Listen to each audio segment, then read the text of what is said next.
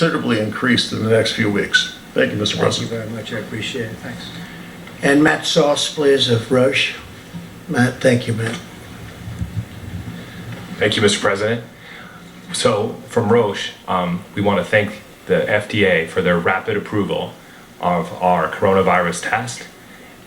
We really appreciate the partnership with the CDC and the FDA to get that to market as fast as possible, because it's critical for us to make that available to help patients in need, and working with laboratories to get it up and going in the near future, which will bring hundreds of thousands of tests available to patients in need in the United States. So thank you. And you can do it. You can do it. A great company. David Pierre of Signify Health, please. Thanks, David. Thank you, Mr. President. We are the largest house call provider in the U.S., and we go to the homes of the most vulnerable, elderly, and through our network and our logistics engine, we stand ready to help and provide our clinicians to be where they're needed, whether they're in retail clinics or in the home, and we're here to assist. Thank you very much. Thank you very much. And we'll be changing a lot of the rules, regulations for future, should this happen in the future, which we hope it never does, but it will, I guess, somewhere out there. There's some bad ones over the years, and I guess that'll continue to an extent, but we hope it never happens. But we're going to be changing a lot of the old rules and specifications and regulations. Adam Schechter, who's really been of tremendous help, LabCorp, please. Adam. Thank you, Mr. President. At LabCorp, we're working every second of every day to increase the number of tests that we can run. We're working with academic medical centers, with our colleagues at Quest, with other hospital and other laboratories to ensure that we do everything we can to increase the testing as we move forward. And I can tell you, we understand how important the testing is, and we are committed to doing everything possible. Thank you very much. Great job. Thank you. Thomas Moriarty, CVS. We all know CVS. Thank you. Thanks. Thank you, Thomas. Thank you, Mr. President. We have been focused since the start of making sure our patients and the customers we serve have the information they need, the safety they need as well. We're committed to working with the administration and local public health officials to make this work as well. And thank you, sir, for the honor. Thank you very much. Thanks. Great job. And Bruce Greenstein, LHC Group, tremendously talented people. Thank you very much. Mr. President, thank you for the honor of being here. And the home health industry has been treating patients and seniors in the safety and comfort of their own home for decades. We're very proud to be part of the equation for testing in their own home. For Americans that can't get to a test site or live in rural areas far away from a retail establishment, we're here to help and to partner with our hospitals and physicians, as well as the people we have here today that will be doing testing around the country. Thank you. Thank you very much. Oh, we'll practice that. Okay, I like that. That's good. We're also announcing the following emergency executive actions today. To help our students and their families, I've waived interest on all student loans held by federal government agencies, and that will be until further notice.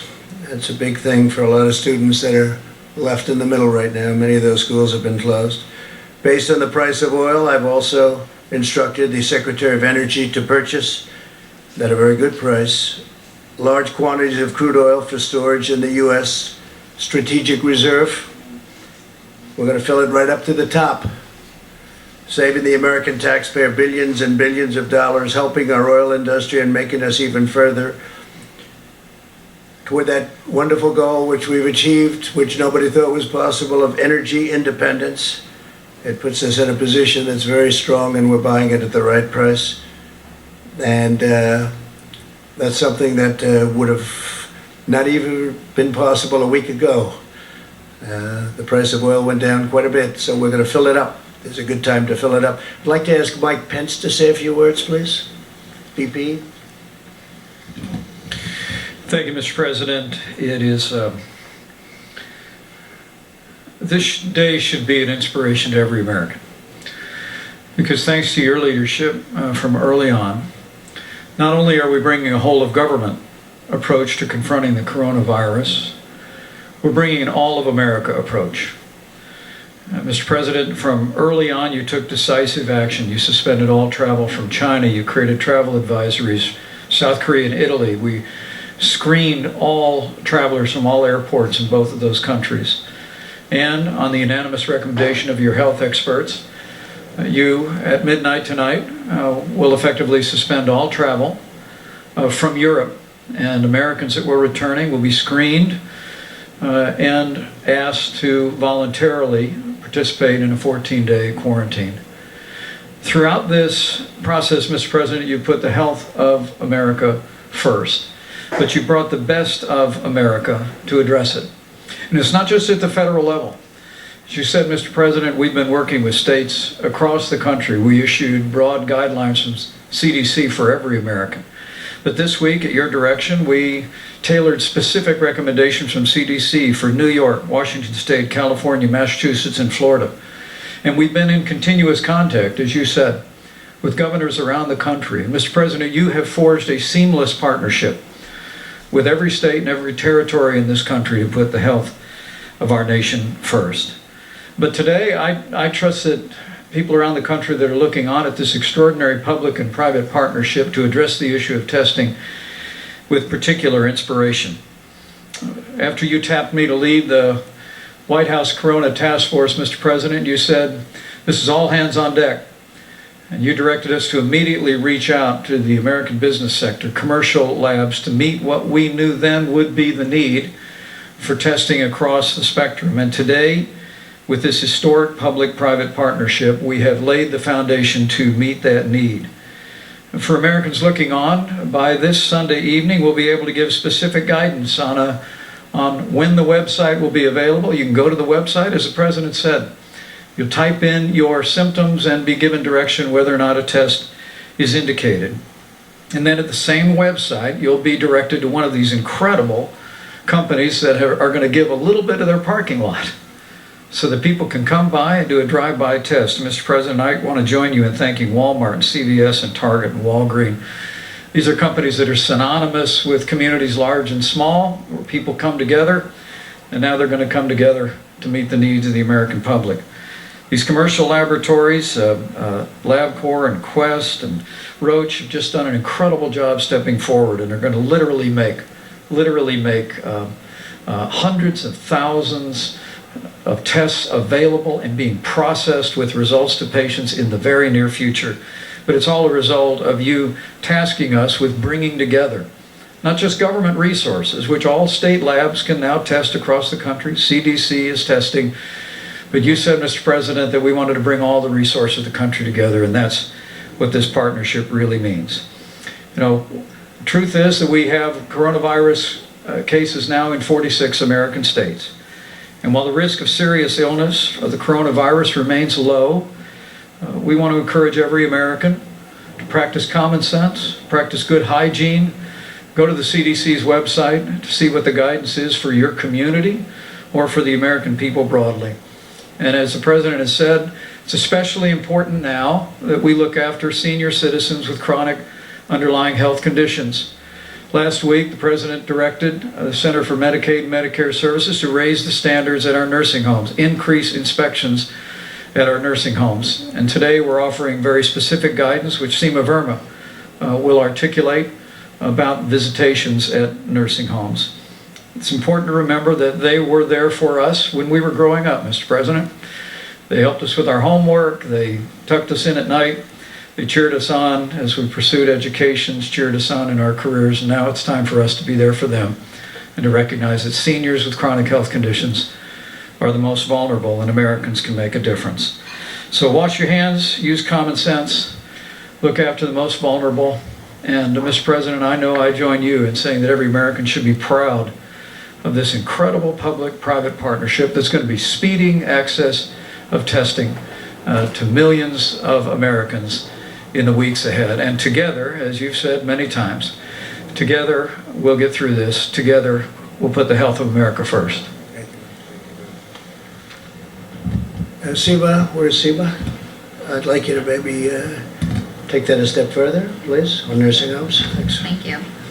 Well, thank you to the President for the declaration. It allows my agency, CMS, that runs Medicare and Medicaid and has oversight of all of the nation's healthcare facilities, to suspend regulations that could get in the way of treating patients during this time. These temporary national blanket waivers are reserved for the rarest of circumstances, and they represent a massive mobilization of our country's resources to combat this terrible virus. And the flexibilities we are offering will be a godsend to the providers, clinicians, and facilities on the front lines of this fight. And later, CMS is going to be issuing guidance directing nursing homes to temporarily restrict all visitors and non-essential personnel, with a few exceptions such as end-of-life situations. We fully appreciate that this measure represents a severe trial for residents of nursing homes and those who love them, but we are doing what we must to protect our vulnerable elderly. Thank you. As I said in my address to the nation the other night, all Americans have a role to play in defeating this virus. Our most effective weapon right now is to limit the damage to our people and our country and slow the spread of the virus itself. The choice we make, the precautions we put into place are critical to overcoming the virus, reducing its spread and shortening the duration of the pandemic, which is what it is. The CDC has published guidelines on the coronavirus.gov to enable its coronavirus.gov, and it's very heavily used right now, I will say, to enable every American to respond to this epidemic and to protect themselves, their families, and their communities. While the risks to young and healthy Americans remains very low, we've learned a lot about this over the last 2 weeks. Anyone can be a carrier for the virus and risk transmission to older Americans and those with underlying health conditions and those who are most at risk. They have not done very well. Older Americans who are, especially if they have a health problem, they have not done well. We must take all precautions and be responsible for the actions that we take and that we see other people take. We want to prevent the spread and transmission of the disease. It's incredible what's happening with the sporting world, where so many of the great sports that we've gotten so used to at this time of the year, they're not going to be. They've done a great service, actually, but that would be another way that it could be, problems could be caused. But this is why I outlined on Wednesday night my administration's the fact that we've issued a requirement suspending all medically unnecessary visits to various places, but in particular nursing homes. We should all be working off the same playbook when it comes to protecting Americans. We have to. We need to be consistent in adopting measures to limit the spread of the virus. The virus is the same whether it's spreading in cities, towns, or rural communities. The tools and tactics for attacking it are similar no matter where you go. No matter where you go, you have some hot spots throughout the world right now that people would have never thought possible. They're being very seriously affected. Key among these efforts are breaking chains of transmission between people. These measures have been adopted by many companies, universities, and schools. And we want to protect the safety and the health of their employees and their students. I encourage everyone to follow the guidelines we've issued by CDC and these common sense measures. A lot of it's common sense. For the areas where the virus is spreading, the CDC is advising communities to postpone large gatherings, postpone assemblies, social functions and sporting events, stagger recess and lunch for schools that aren't canceled, limit in-person meetings, increase scheduled cleanings, and cancel work-sponsored travel, among numerous other steps that can be taken. Americans are the strongest and most resilient people on earth, and in the coming weeks, we will all have to make changes and sacrifices, but these short-term sacrifices will produce long-term gain. And again, I've said we're learning a lot for the future, and future problems like this, or worse, could get worse. The next 8 weeks are critical. We can learn, and we will turn a corner on this virus Some of the doctors say it will wash through, it will flow through. Interesting terms, and very accurate. I think you're going to find in a number of weeks it's going to be a very accurate term. In times of hardship, the true character of America always shines through. We live in the company of the greatest heroes and the most inspiring citizens anywhere in the world. We want to take care of our people. We want to draw on the strength of our history, draw on the strength of our people, and we will get through this all together. We will just get through it. So much progress has already been made. And frankly, the numbers, because of steps that have been taken, are at a level that a lot of people are surprised, especially when you compare them with other places with far smaller populations. The spirit and the will of our nation is unbreakable. We will defeat this threat. When America is tested, America rises to the occasion. And to those families and citizens who are worried and concerned for themselves and their loved ones, I want you to know that your federal government will unleash every authority, resource, and tool at its disposal to safeguard the lives and health of our people. So we're with you every step of the way. No nation is more prepared or more equipped to face down this crisis. As you know, we are rated #1 in the world. We're also helping other nations. Many other nations, we're helping them a lot. And they're doing okay in some cases. In some cases, they're not doing well at all. But we're working with a lot of groups of people and a lot of other nations.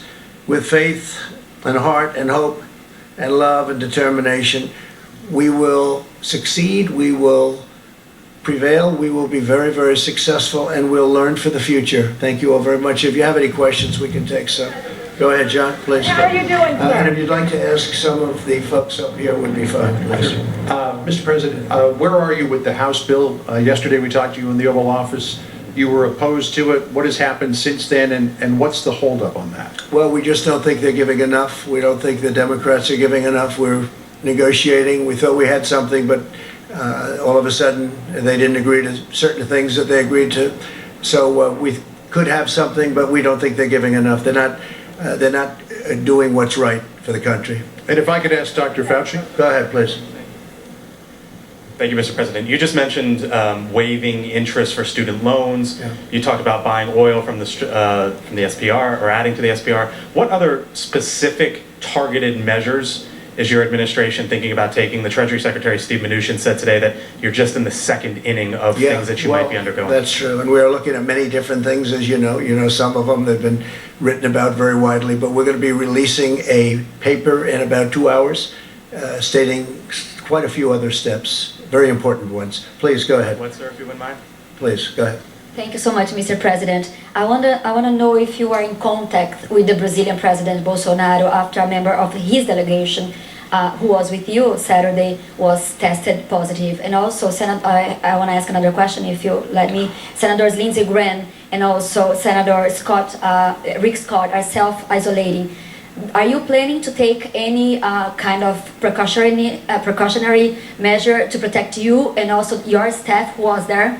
No, with him? We have no symptoms whatsoever, and we had a great meeting with the president of Brazil, Bolsonaro, great guy, very tremendous. He's doing a fantastic job for Brazil, and as you know, he tested negative, meaning nothing wrong this morning, and we got that word too, because we did have dinner with him. We were sitting next to each other for a long period of time. But are you in contact with him over the coronavirus crisis? We're talking about it country to country, but we did discuss if he had a problem. It was reported that he may have it, and he doesn't, fortunately. So much, Mr. President.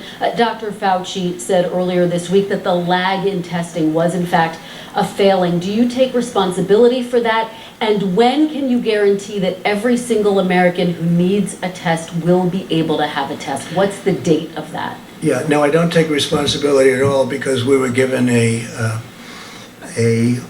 set of circumstances, and we were given rules, regulations, and specifications from a different time.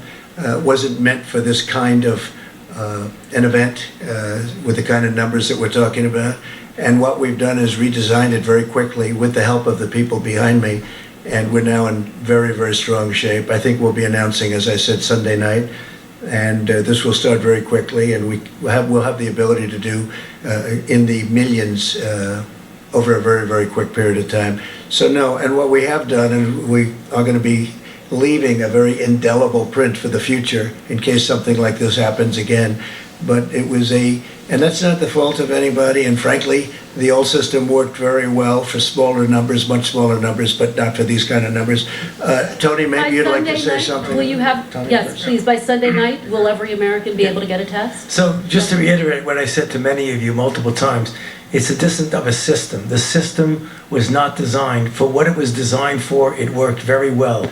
CDC designed a good system. If you want to get the kind of blanket testing and availability that anybody can get it, or you could even do surveillance to find out what the penetrance is, you have to embrace the private sector. And this is exactly what you're seeing, because you can't do it without it. So when I said that, I meant the system was not designed for what we need. Now, looking forward, the system will take care of it. And Mr. President, And with respect, interestingly, if you go back, please, if you go back to the swine flu, it was nothing like this. They didn't do testing like this, and actually they lost approximately 14,000 people, and they didn't do the testing. They started thinking about testing when it was far too late.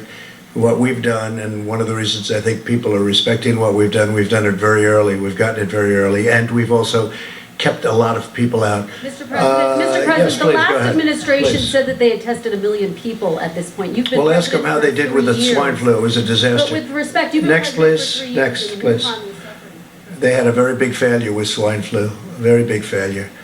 President, I want to ask you about the European travel ban that goes into effect at midnight tonight and the exemption that you've offered to the UK.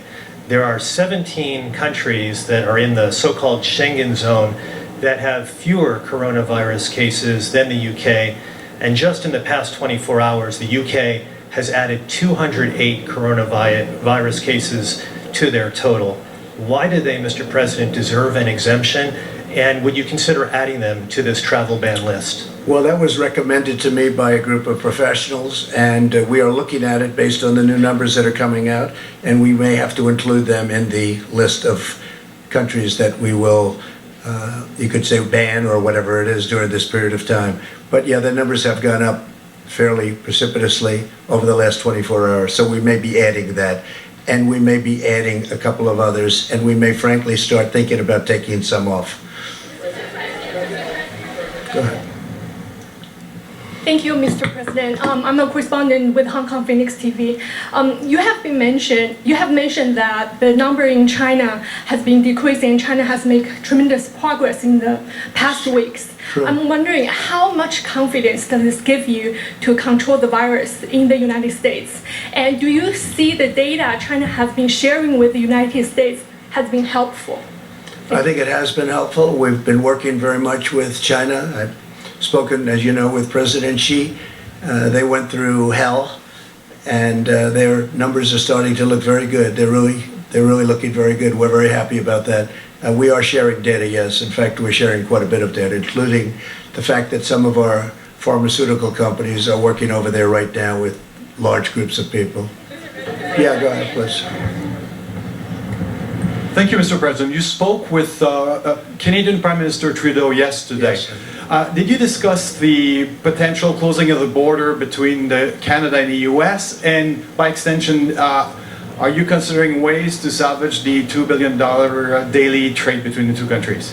So we didn't discuss the border. We've had a very good relationship, just about finished with the USMCA, as you know. He called me to tell me that. I think that was the primary reason for the call. At the time, his wife had not been diagnosed, and she's a lovely lady, wonderful lady, great lady. And since then, I've read that the result was that she has it.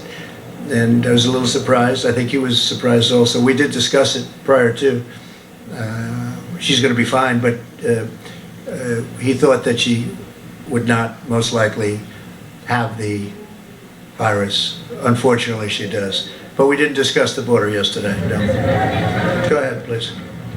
If you have any questions for these great geniuses up here, you should, even a business question related to what we're talking about. Mr. President, Russ Palumbo from ABC News Miami. As a relatively new Floridian, what is your message today to the cruise line industry and the travel industry that Florida depends upon? And since Senator Rick Scott and Miami-Dade Mayor Carlos Jimenez have the same exposure as you and they are self-isolating, what's your message to them that they shouldn't be?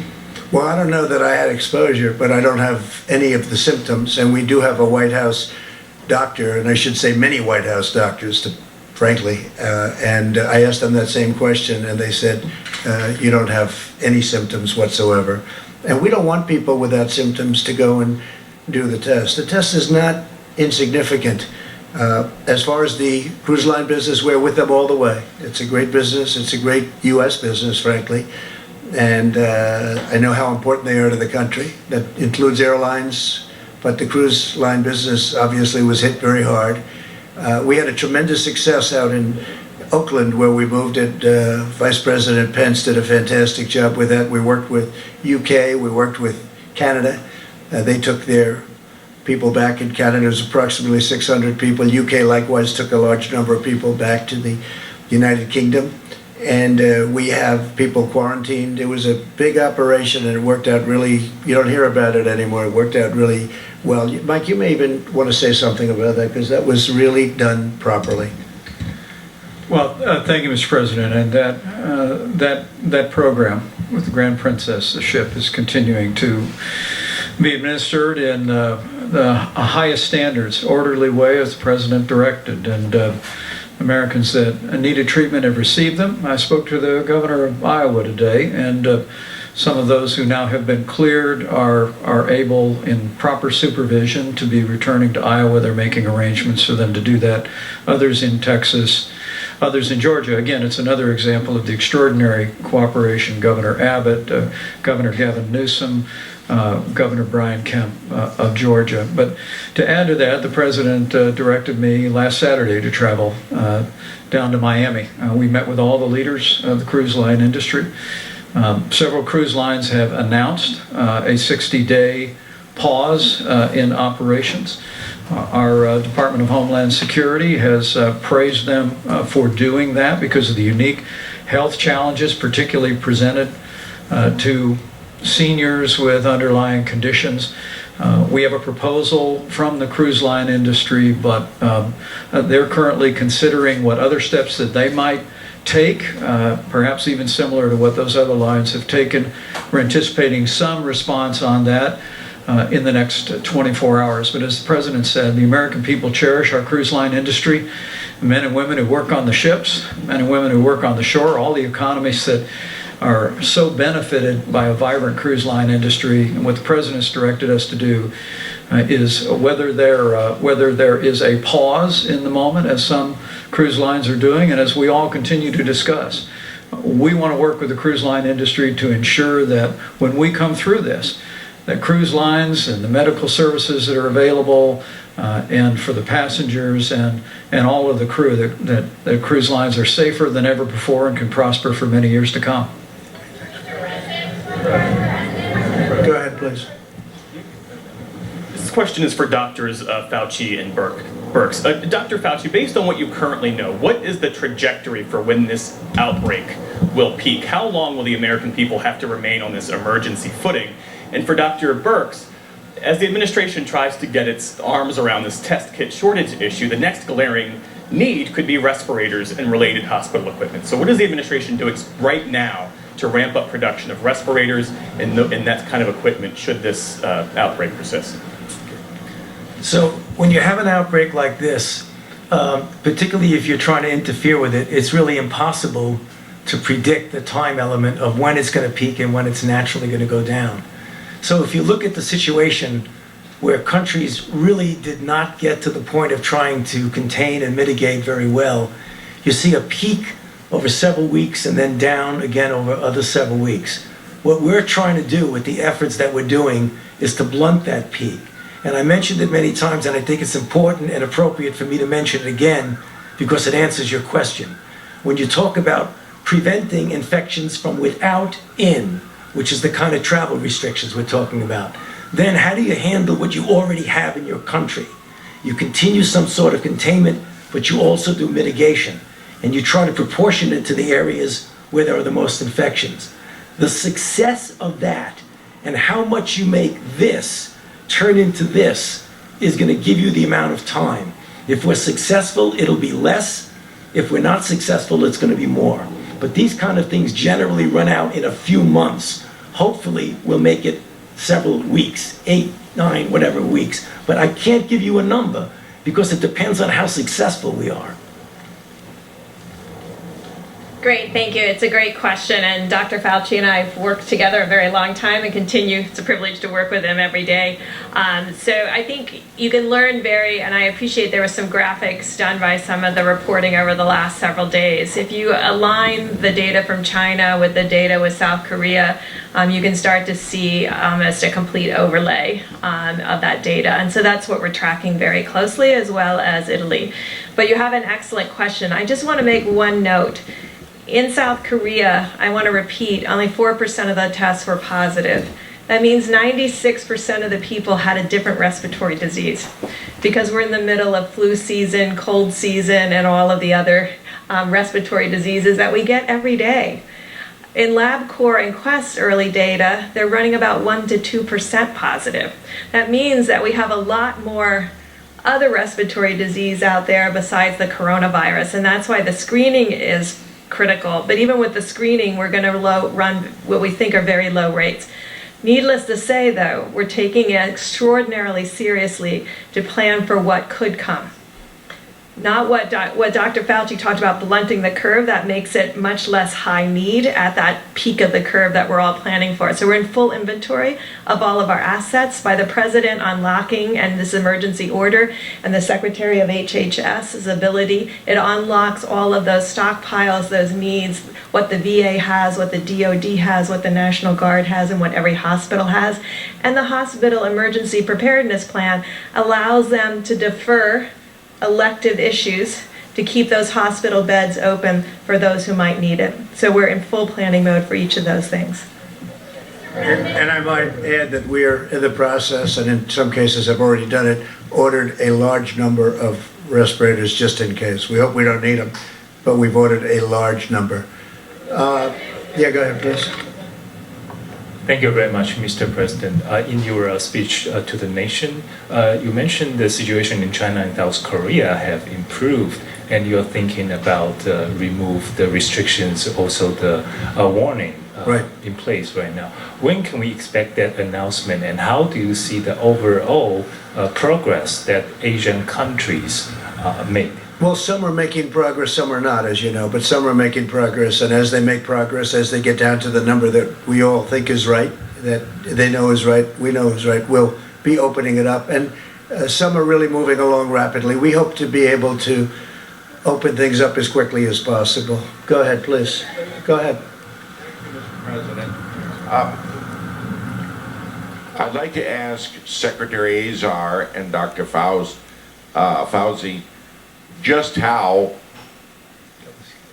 Dr. Fauci, okay? Right, better. Not 100%, but 90%. Right. Go ahead. This affects the elderly primarily, and in that sense, it's an unusual disease. Is any specific research being done as to why it affects our senior citizens more than others?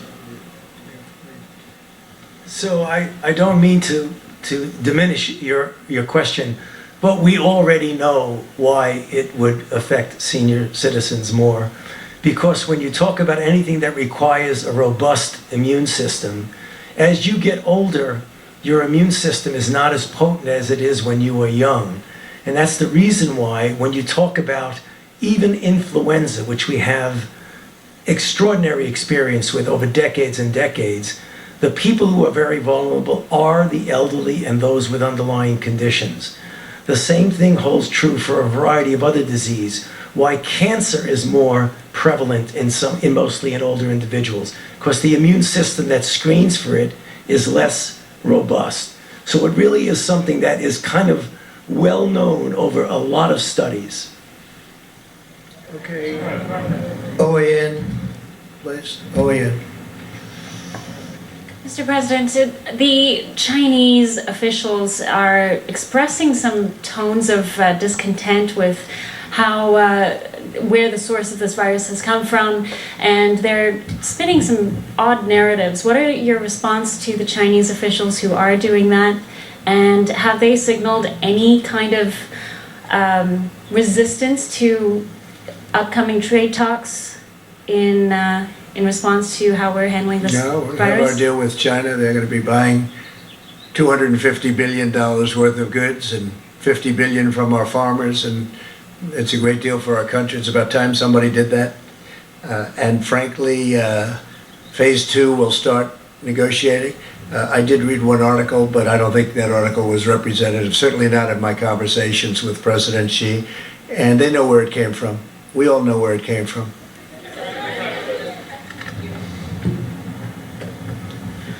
Thank you, Mr. President. Yamiche Alcindor from PBS Yes. NewsHour. My first question is, you said that you don't take responsibility, but you did disband the White House Pandemic Office, and the officials that were working in that office left this administration abruptly. So what responsibility do you take to that? And the officials that worked in that office said that the White House lost valuable time because that office wasn't disbanded. What do you make of that? Well, I just think it's a nasty question, because what we've done is, and Tony has said numerous times that we've saved thousands of lives because of the quick closing. And when you say me, I didn't do it. We have a group of people. I could ask perhaps my administration, but I could perhaps ask Tony about that, because I don't know anything about it. I mean, you say we did that. I don't know anything about it. You don't know We're spending, about the reorganization that happened at the National Security It's the administration. Perhaps they do that. You know, people let people go. You used to be with a different newspaper than you are now. You know, things like that happen. But this was an Please go ahead. We're doing a great job. Let me tell you, these professionals behind me and these great, incredible doctors and business people, the best in the world, and I can say that, whether it's retailers or labs or anything you want to say, these are the best in the world. We're doing a great job. And we have 40 people right now, 40. Compare that with other countries that have many, many times that amount. And one of the reasons we have 40 and others have, and again, that number's going up, just so you understand. And a number of cases, which are very small, relatively speaking, it's going up. But we've done a great job because we acted quickly, we acted early. And there's nothing we could have done that was better than closing our borders to highly infected areas. Please go ahead. Thank you, Mr. President. Vanessa Yaclich for NTN24 for all Latin American countries, Yes, sure. and also for Spain, La Razón, and Antena 3. I would like to ask you two very brief questions. One, for how long we're going to have the emergency, the national emergency? I hope not long, but it's there now, and it gives tremendous powers for things that we need. Tremendous power, actually. And the Stafford Act and various other things that we're involved with and have studied and memorized in so many different ways and forms. It gives the kind of power that we need to get rid of this virus. And we're going to do it very quickly. And I hope we won't need it very long, but whatever it takes. So for now, we still don't know for how long. And something very important I wanted to ask you is like, how do you really think it's essential coordinating with other countries and learning from the lessons that they already suffer, the same situation countries, of course, like China and South Korea, but now recently Italy and Spain. Well, and Italy's how is having- that coordination done? Thank you so much, Mr. We're in touch with Italy, and it's a country that we love. We have tremendous millions and millions of people, origins from Italy, and we're working with them. They're in they're in probably, relatively speaking, the toughest position of all. We're in touch with everybody. We're in touch with, when I say everybody, we're in touch with many of the countries that you know about, that you're writing about, and they're calling us asking for advice. They're asking for the advice of the people behind me. Italy's got a tough situation, but they're really they have really clamped down. I think they're going to see some very good results. It's tough what they did. They really took their medicine, but they're going to see some much better results. Yeah. Thank you, sir. With regard to domestic travel, should Americans feel safe, or should Americans at all be traveling to states such as Washington State, New York, and other hotspots within this country? And a follow-up on Brazil. You're asking people who come back from Europe, Americans who are coming back from Europe, to self-quarantine for a couple weeks. You were in a picture with somebody who now has coronavirus from Brazil at Mar-a-Lago. How is that different? Well, I'll tell you, first of all, I'm not coming back from someplace. But you were exposed. There was somebody that they say has it. I have no idea who he is, but I take pictures and it lasts for literally seconds. I don't know the gentleman that we're talking about. I have no idea who he is. I haven't seen the picture. I said there's a picture of somebody, but I take sometimes hundreds of pictures a day. And that night I was taking hundreds of pictures, so I just don't know. Now, I did sit with the president for probably 2 hours, but he's tested negative, so that's good. It's just a matter of... Please, go ahead. And the domestic... Go ahead, please. I would say if you stay home, it's not bad. It's not bad. Now, there are certain parts of the country that are essentially have zero problem. Washington's been very tough, in particular a nursing home. But Washington, the state of Washington's been very tough. It's been a big percentage of, when you talk about the 40 deaths, it's been a big percentage of the deaths, as you know very well. And they all came from a certain area, unfortunately. Please, go ahead. Go ahead. Okay. Thank you very much, Mr. President. Cordelia Lynch, Sky News. You talked this week about the UK doing a good job in tackling coronavirus. In light of the rise in cases, are you changing your mind about that? You also just spoke about possible travel restrictions. Have you discussed when they might be put in place? Well, in light of the results, as we discussed before, in light of the results, we're going to be looking at it. And I know the task force is looking at it very strongly, Vice President, everybody. It was looking good, but the results have been building up pretty rapidly. So we'll be taking another look at that. Yes, absolutely. Go ahead, please.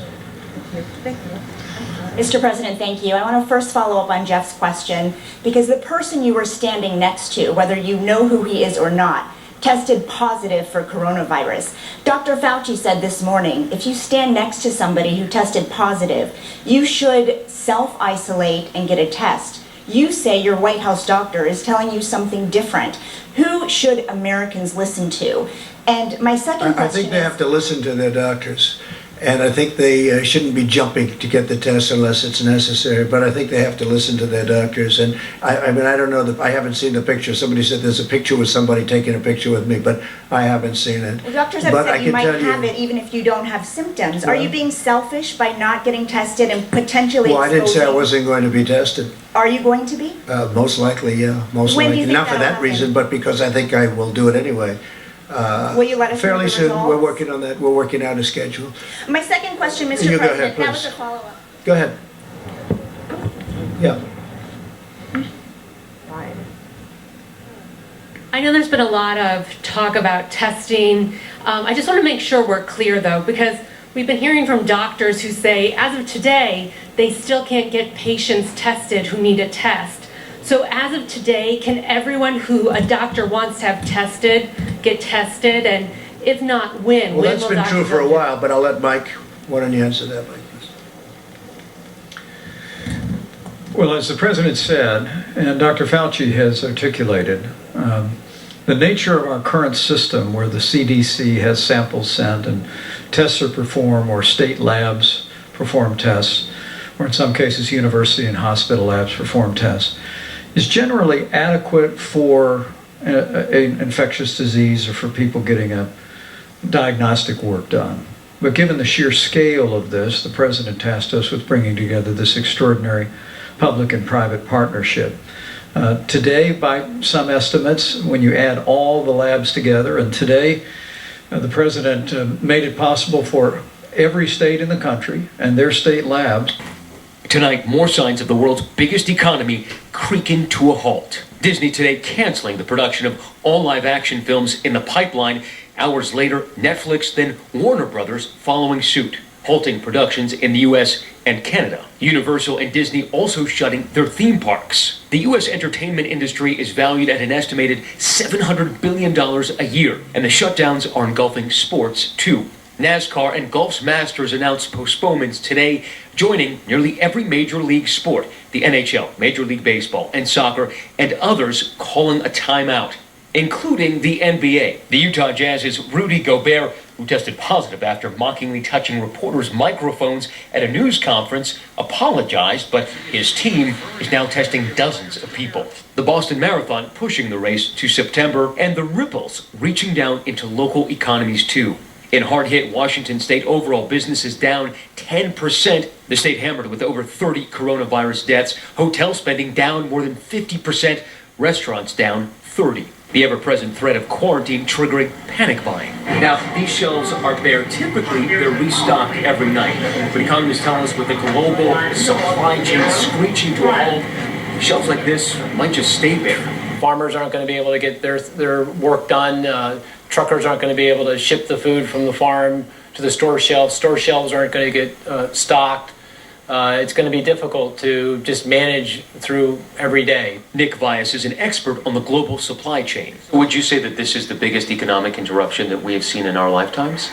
I think that when the dust settles, we will look back and this will probably be one of the major catastrophic event. But economists seem to agree there will be a recovery, a distant hope brought nearer by the latest Instagram update from Hollywood's most relatable man, Tom Hanks, still in isolation after contracting the virus in Australia. Hanks encouraging fans to take the advice of experts and take care of themselves, and in a wink to his hit movie, A League of Their Own, reminding folks there's no crying in baseball. That from Tom Hanks today. Matt Gutman joins us live tonight. And Matt, we wanted to get back to that graphic you and I showed earlier this week that really drove home why officials are trying to slow this down, why the president declared a national emergency today. Many health officials say the U.S. needs to do everything it can to flatten the curve, as they say. You see the dotted line there across the middle. That's what hospitals can handle, and if we don't slow it down, the red there shows the need spiking well above what hospitals can actually handle.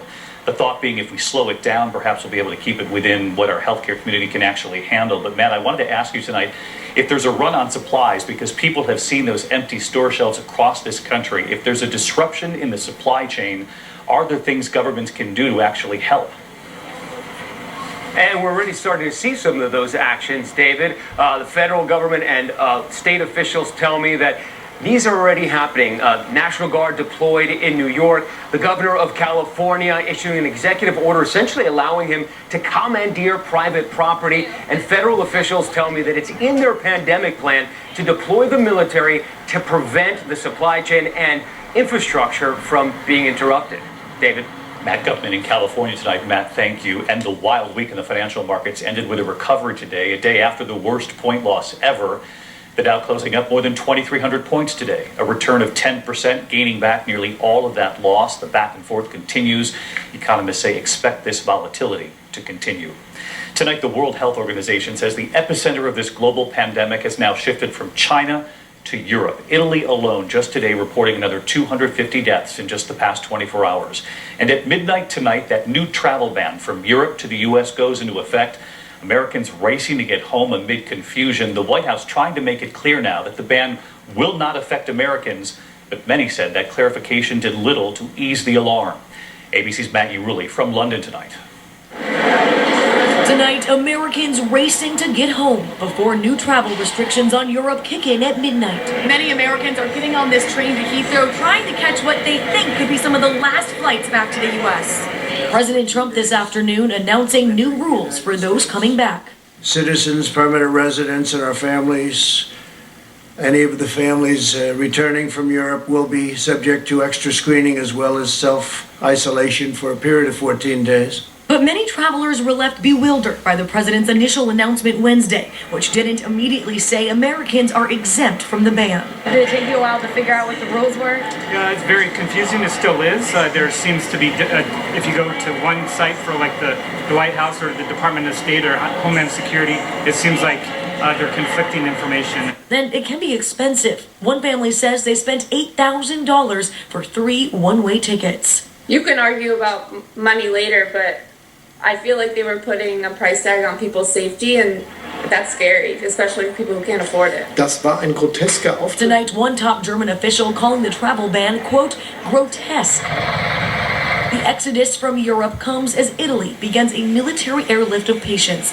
after its deadliest day of the outbreak. 250 fatalities in 24 hours. In the United Kingdom, the number of cases soaring to nearly 800, and officials say they fear the real number may actually be 10 to 20 times higher. The Canadian Prime Minister, Justin Trudeau, announcing he will self-quarantine for 14 days after his wife tested positive for the virus after a recent trip to Britain. I want to be clear, I have no symptoms. I'm feeling good. Of course, it's an inconvenience and somewhat frustrating. His wife Sophie thanking well-wishers, saying she'll be back on her feet soon. But tonight, the virus casting an even wider shadow across Europe. The Eiffel Tower and the Louvre closed until further notice. David, here in the UK, more than 200 new cases have been reported in just the last 24 hours. Just a few moments ago, President Trump said that he's looking at these new numbers and he may add the UK and potentially other nations to that list of banned countries. David. All right, Maggie Rulli tonight. Maggie, thank you. Back here at home, President Trump, meantime, was asked late today, will he be tested for coronavirus? After this image from Mar-a-Lago just days ago, the president was with Brazilian officials, one of whom, on the right there with the hat on, tested positive for coronavirus. ABC's Terry Moran tonight with how the president answered. In the Rose Garden, the president was quick to take credit for some of his administration's efforts on the coronavirus challenge, but when it came to all the problems with testing... I don't take responsibility at all because we were given a set of circumstances and we were given rules, regulations, and specifications from a different time. And the president was asked why his administration disbanded the National Security Office set up to prepare for pandemics. When you say me, I didn't do it. We have a group of people. I could ask perhaps in my administration, but I could perhaps ask Tony about that because I don't know anything about it. I mean, you say we did that. I don't know anything about it. And what about the president's personal exposure to the virus? He's pictured here at Mar-a-Lago last weekend with a Brazilian official who's since tested positive. But the president has not been tested, nor has he isolated himself. Are you planning to take any kind of precautionary measure to protect you and also your staff who was there? No, with him? We have no symptoms whatsoever. Reporters kept pushing him, noting that other politicians who were at that same Mar-a-Lago event have quarantined themselves. Well, I don't know that I had exposure, but I don't have any of the symptoms. But there's no doubt the president was exposed. You can see it right there in the photo of him standing next to the infected Brazilian official. I have no idea who he is, but I take pictures and it lasts for literally seconds. I don't know the gentleman that we're talking about. I have no idea who he is. The president's daughter and top advisor Ivanka Trump also had contact this week with an Australian official who has tested positive. Today, she worked from home. Are you being selfish by not getting tested and potentially Well, I exposing? didn't say I wasn't going to be tested. Are you going to be? Most likely, yeah. Most When do likely. you think Not for that'll that happen? reason, but because I think I will do it anyway. Will you let us know fairly the soon? results? We're working on that. We're working out a schedule. Meanwhile, Thank you, sir. Thank you very much, sir. Appreciate it. President Trump is still shaking hands, a lot, contrary to the public health guidance of his own administration and in full view of the American people. Okay, I like it. And late today, there is word that a second person who was at the president's Mar-a-Lago resort last weekend has tested positive for coronavirus. This is a donor at a Trump Victory fundraiser. Every member of the First Family was at that fundraiser, as were members of the administration. A senior Trump campaign official says this donor who's tested positive has not had any interaction with the president. We've inquired if Mar-a-Lago is going to undergo a deep cleaning, and we're waiting for the answer.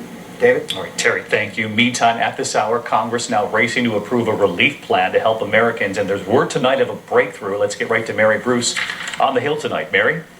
Well, David, House Speaker Nancy Pelosi has just announced that a deal has been reached. This is a bill intended to provide immediate relief. It includes free testing for the coronavirus, enhanced paid sick and family leave, and it would boost unemployment insurance. But it does not include measures that the president has been demanding, like a payroll tax cut. Now, this deal was intensely negotiated between the Speaker and the Treasury Secretary, the two of them speaking more than a dozen times just today. David. All right, Mary Bruce on the breaking headline from the Hill. Mary, thank you. And there is still much more ahead on World News Tonight this Friday. Dr. Jen Ashton back to answer your questions. When should you get tested and how, and why are we so far behind? And what if you have an underlying health condition? We're also tracking a new line of storms tonight. The other news, the flash flood threat as the system now moves across the country just as we start the weekend. A lot more news ahead. I'll be right back. Friday, March 13th. Military hospitals could pick up. military hospitals could pick up some of the slack, but will that be enough? Adrian Adia is now on the race to respond. Already crowded emergency rooms are now being stretched thin by people worried they have coronavirus, and doctors are sounding the alarm. Hospitals are quickly getting filled up. We're probably at the tip of the iceberg at this point. It could get worse. Researchers at Johns Hopkins University used government projections for a flu pandemic as a guide and estimate that 200,000 to 2.9 million people could need intensive care depending on the outbreak severity. But the U.S. only has 65,000 ICU beds currently available. Can we go inside? Sure. Like this isolation room at Chicago's Rush University Medical Center, where a coronavirus patient was recently treated. Dr. Brian Stein says they could scale up to 100 isolation rooms in hours. We also have the ability to double up on beds, which would pretty much double our capacity to take care of patients with coronavirus. Across the country, some hospitals are preparing outdoor facilities like these processing tents just for coronavirus patients, all in an effort to keep medical staff healthy and working. Adriana Diaz, CBS News, Chicago. And we're going to continue to follow this story very closely. Coming up next, Steve Hartman with a politician's unexpected response to a message of hate. Yes, Evening News. You can listen. Subscribe wherever you get your podcasts. Sponsored by ADT. We're obviously... This is a conversation we often do at the end of the week, but here we are thinking about the culture being affected. Slam dunk savings on all TVs. We even have special offers on soda mattresses and power bases.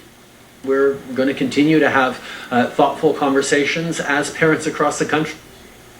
There were employees who committed criminal. Yeah, I think that Trump had lost control of the public discussion of this, and I think today he got it back. Before today, I think he was responsible for the single best action in all of this, which was the China travel restrictions, and the single worst action, which was losing control or falling behind on the whole testing issue, not taking that seriously enough and making it happen. And then after the primetime address on Wednesday night, just did not work. There were errors in it. He looked nervous. The Dow just crashed the next day. And I think this was an entirely different event, as Jeff was saying. It was a really, really different feel to the event. Meantime, he was asked about this coronavirus bill up on Capitol Hill. Here's how he responded and how one congressman was worried about it. We just don't think they're giving enough. We don't think the Democrats are giving enough. We're negotiating. We thought we had something, but all of a sudden they didn't agree to certain things that they agreed to. So we could have something, but we don't think they're giving enough. They're not doing what's right for the country. This has got a little some other social engineering stuff in it as well, Ed. So they put in $1 billion that wasn't subject to the Hyde Amendment, which means that you could spend up to $1 billion effectively on state-sponsored abortions, state-funded abortions. So it's hard to say yet what it's going to be. Speaker Pelosi is saying she has a deal. Treasury Secretary Mnuchin says there's a deal. What we don't know is what's in the deal. And I don't think there's a lot of lawmakers up there on Capitol Hill who know what's in the deal. Correct. I think lawmakers are clueless and trying to find out what's in the deal. And I don't think President Trump has yet agreed to the deal. I think we would see a tweet from President Trump if he had already agreed to the deal. We'll learn more about what's happening. I agree with you that the event at the White House was a positive step. I think at least it does one thing. It ends the debate over whether this is a serious problem or not, which for the past 4 weeks we've been having. And the president led a chorus, I think, of irresponsible commentary suggesting that this wasn't something that needed to be taken seriously, including a lot of talking heads. I hope that that is now settled. What we need now are facts. We need the president to lead on facts and to not provide bad information. I think it'd be better off if the president stepped back and let Mike Pence and let the medical professionals do the talking for him. He did do that a number of times, bringing Tony Fauci up to the microphone, who has become this kind of really authoritative and plain-spoken in cutting through, not sugarcoating it.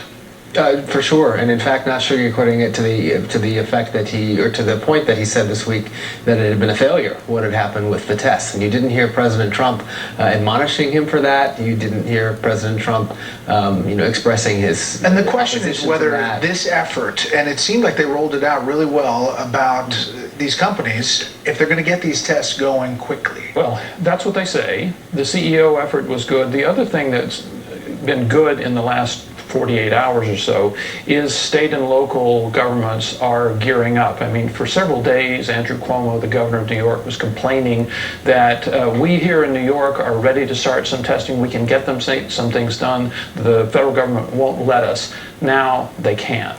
Yeah, the floodgates are open. Wish we had more time for winners and losers. Panel, thanks. When we come back, notable quotables.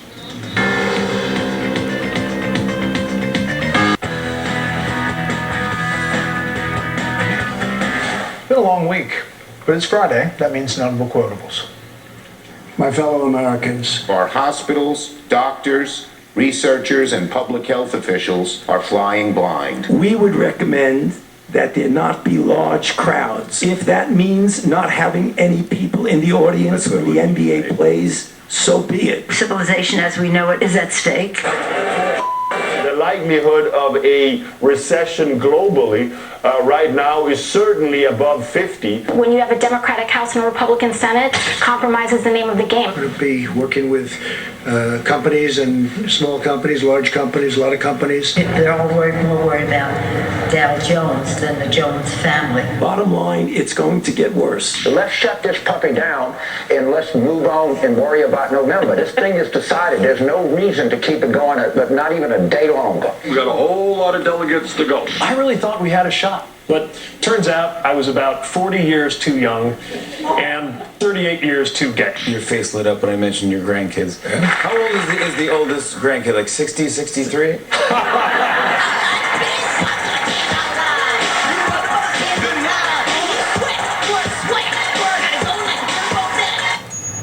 Go wash your hands. We'll practice that. Okay, I like that. Little chicken wing there at the press conference. This weekend on Fox News Sunday, Chris Wallace will speak with Dr. Anthony Fauci, the director of the National Institute of Allergy and Infectious Diseases, and Treasury Secretary Steven Mnuchin. We'll find out details about what that deal is all about, if there is a deal. Check your local listings for air times. Thanks for inviting us into your home tonight. That's it for this special report. Fair, balanced, and still unafraid. Try to make it a great weekend, sports or no sports. The story, hosted by Martha McCallum, starts right now. Hey, Martha. Hey there, Brett. Good evening to you. Thank you. Have a great weekend. Good evening, everybody. I'm Martha McCallum in New York, and this is the story. We begin with the president's address from the Rose Garden today. Release the full power of the federal government in this effort today. I am officially declaring a national emergency. The action I am taking will open up access to up to $50 billion, up to 500,000 additional tests will be available early next week. We've been in discussions with pharmacies and retailers to make drive-through tests available. We want to make sure that those who need a test can get a test very safely, quickly, and conveniently. The next 8 weeks are critical. We can learn, and we will, turn a corner on this virus. So, those are the measures that are being taken tonight as the number of cases here in the United States, now over 1,600, 137,000 cases worldwide. Just shy of 70,000 people have already recovered from the virus. It impacts almost every aspect of everybody's life tonight. So, how are we doing? How long is it going to take? And how long can Americans stay home? That's a big question. So, the lockdown in Italy may be starting to have an impact. Singapore's more authoritarian route has actually been successful. So what can we learn from both of those? We're going to look at all of that tonight in a straightforward manner, seeing what we can learn, knowing that sacrifices will have to be made on the part of every American to make this work. From the workplace to our school system to how many people we can gather with, our presidential elections even being affected, as primary voting in at least one state is likely to be postponed. Tonight, we are awaiting action from Congress. A deal has been reached, as we understand it, on a package for relief. So as we await that vote, Texas Governor Greg Abbott is standing by. He has declared a state of emergency in Texas And Dr. Amy Compton Phillips is also here. She was involved in treating the first known domestic case of coronavirus in one of the hospitals that she oversees, and she's here to sort fact from fiction for us. We start with Mark Meredith, live in Washington tonight, with more on the national emergency declaration that happened today. Hi, Mark. Hi, Martha. Good evening to you. President Trump's emergency declaration frees up at least $50 billion in disaster funds, and it's really designed to eliminate red tape in an effort to let states respond faster to COVID-19. We did hear from the president himself late this afternoon. We will defeat this threat when America is tested. America rises to the occasion. And to those families and citizens who are worried and concerned for themselves and their loved ones, I want you to know that your federal government will unleash every authority, resource, and tool at its disposal to safeguard the lives and health of our people. The White House says it's working with Google to create a web portal for concerned Americans. The administration also working with some of those chains like Target, Walmart, and CVS on establishing drive-through testing sites. The government also freezing interest payments on student loans and increasing contributions to the Strategic Petroleum Reserve. That's the White House. Now to Capitol Hill. Within the last hour, House Speaker Nancy Pelosi announcing Democrats have reached a deal with the Trump administration on a funding bill to address COVID-19. The bill is said to include many measures, including addressing paid emergency leave and increased funding for Medicaid. The House is expected to vote on the measure soon, the Senate possibly next week. Now, the president's comments today, they were welcomed on Wall Street. All three major indexes closing sharply higher today after a roller coaster week of trading. The Dow jumped 9%, up nearly 2,000 points today. That's the good news. Now to the bad news. The number of cases worldwide, 137,000 when it comes to the coronavirus. The number of deaths worldwide, the latest data showing over 5,000. Meantime, here in the U.S., cases right now stretching above 1,600, and the number of deaths in the U.S. right now, 47 and growing. Within the last hour, Colorado reporting its first deaths from the virus. President Trump says he'll be likely tested for the virus soon, but has not indicated when that is going to happen. He says he has no symptoms for the virus, but will be tested just to be safe. The White House has also designated Sunday as a national day of prayer in the wake of the virus. Martha? Mark, thank you very much, Mark Meredith. So Texas has 42 confirmed cases of the coronavirus and is among several states that has declared a state of emergency. Texas Governor Greg Abbott joins me now. Governor, good to have you with us tonight. Thank you, Martha. You know, governors obviously are on the front lines in all of the states across the country as you try to manage and address what's going on. Were you happy with what you heard laid out at the White House today, and how will it make a difference for Texans? You know, I think today's announcement was good, was positive in a lot of ways, including the money that will be appropriated to help states respond to this. One of the most important things the president talked about was the additional money to provide for more testing kits. What Texas has already begun is ramp up our testing capabilities. We set up 10 state laboratories around the state to conduct the tests so we don't have to send them to CDC. We've now begun the process of drive-through testing facilities. The first one began today in San Antonio. There will be additional ones opening up either next week or the week after in Houston, Dallas, and Austin. So we are ramping up our testing capabilities. The funding will help us test more. So how does that work? You know, how day one of the drive-through, you're a great sort of example of how this may look across the country. Can anyone drive up into that line, and how long does it take to get the results? Well, at the beginning, there are priorities about who will be able to get the testing. The most vulnerable population, which, as you know, are the seniors, the healthcare administrators who administer the tests. We need to make sure that our nurses and doctors remain healthy to be able to treat these people, and we need to find out whether or not they are contracting COVID-19 by interacting with these patients. And so those will be the folks on the front line getting the test. We will be able to expand that even further with the funding provided today by the president. Yeah, I mean, obviously the testing has been the biggest hurdle in all of this, and you know, I hope that we'll see these drive-through areas as next week, as we heard today, and they'll get rolled out very soon. It's interesting to hear that Texas has already started it. Here's Governor Cuomo of New York today talking about the consequences of closing schools. I think this is a big issue. Watch this.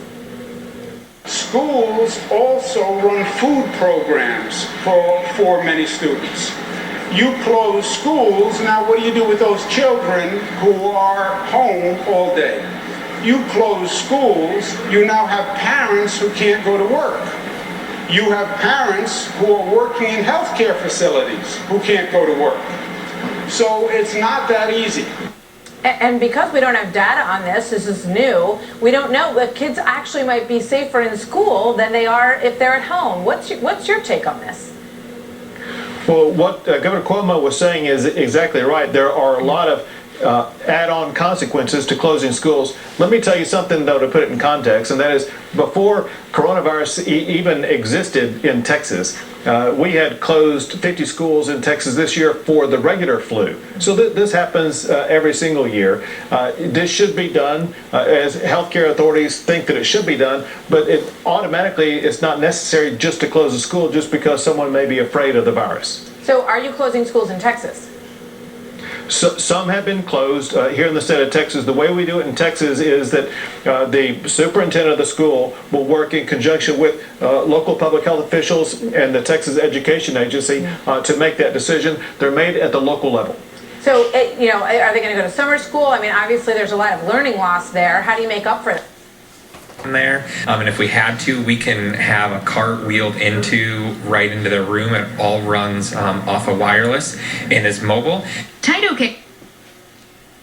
Has just 46,000 ICU beds, but a report suggests now we need ICU care, perhaps many more.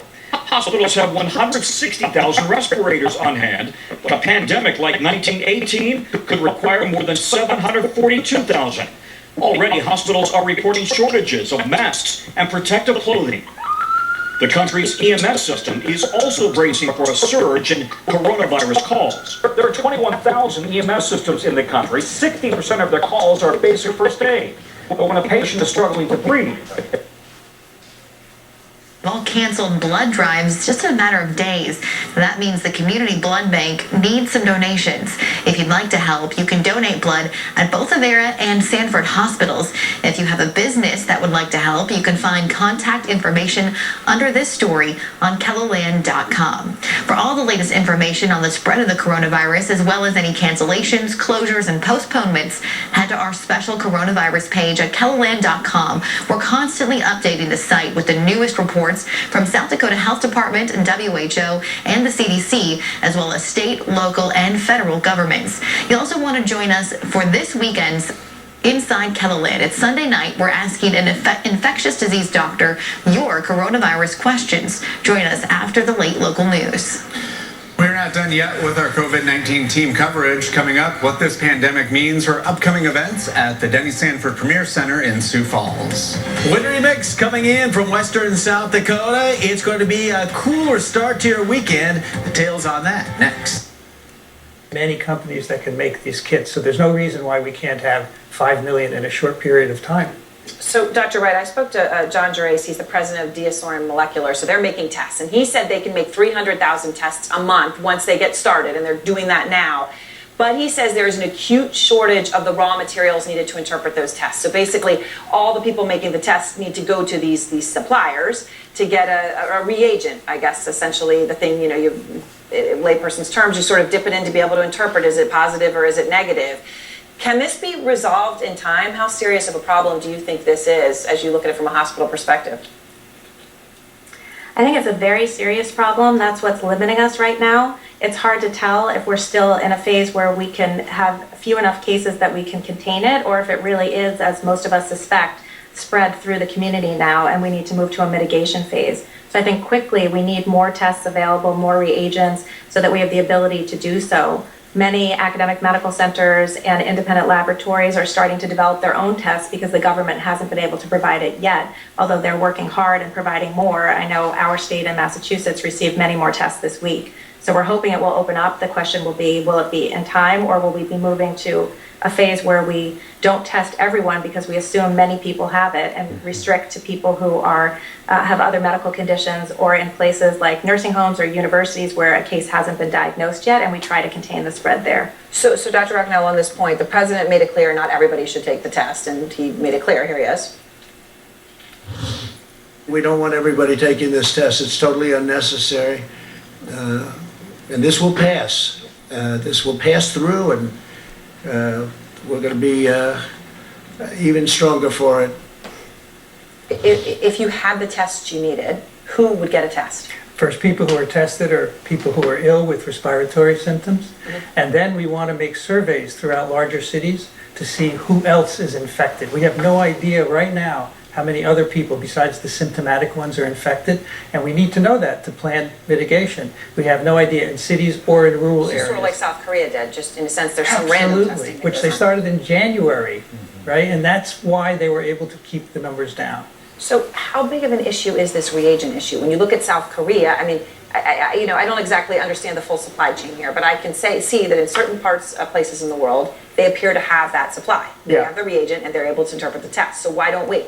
Well, I mean, part of it initially, the tests that were sent out to what they call the point of care spots was a flawed test. So they didn't scale up that test. That was part of the problem initially.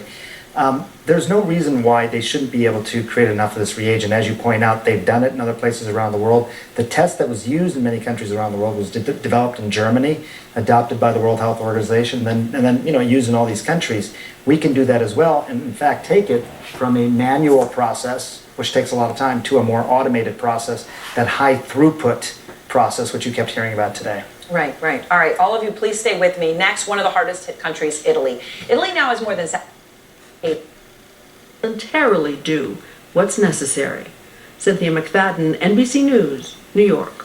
We'll be right back in 60 seconds with more on the run on supplies, how big stores are responding as online sales skyrocket, and the tough choices facing houses of worship at this uncertain time. First branch or online at servicefirstfcu.com. A light rainstorm mix that doesn't look like a big deal is going to move through fairly quickly. You pay for what you... I was interacting with them on a